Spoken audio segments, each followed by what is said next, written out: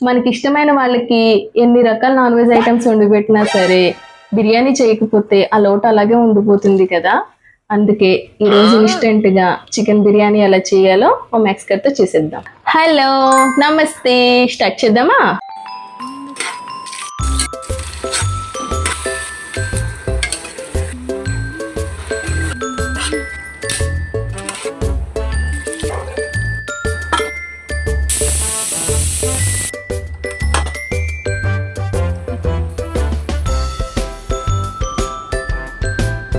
Chicken biryani అయితే super వచ్చింది. మా మ్యాక్స్ గడికి అయితే చాలా చాలా నచ్చింది.